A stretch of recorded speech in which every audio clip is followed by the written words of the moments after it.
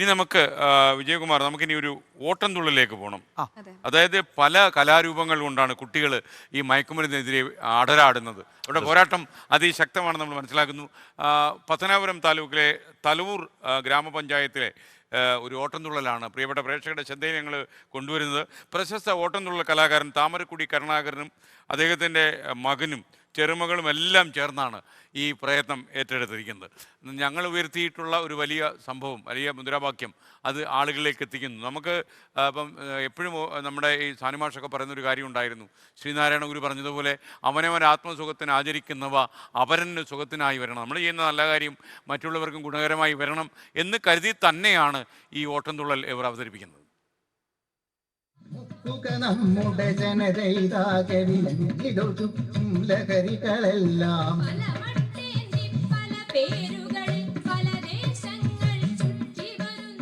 ചിരിയും ചിന്തയും നിറയുന്ന ഓട്ടംതുള്ളലിൽ ലഹരി വിരുദ്ധ സന്ദേശം കൂടി പാട്ടിലാക്കി തുള്ളുകയാണ് പേരെടുത്ത ഓട്ടംതുള്ളൽ കലാകാരൻ താമരക്കുടി കരുണാകരന്റെ ശിഷ്യർ.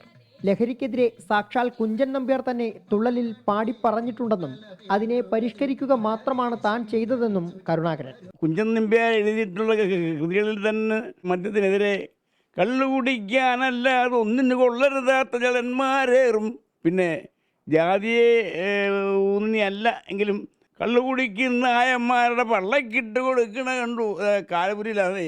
അപ്പോൾ അദ്ദേഹം കഴിവിനനുസരിച്ച് അദ്ദേഹം തൻ്റെ കൃതിയിൽ പറഞ്ഞിട്ടുണ്ട്. അതിനെ അല്പം കൂടി പരിഷ്കരിച്ച് എല്ലാ ജാതിക്കും ഇത് ബാധകമാണ് എന്നുള്ള നമ്മൾ എഴുതിയിരിക്കുന്നത്. ലഹരിക്കെതിരെ പോരാടണമെന്നും നാമെല്ലാവരും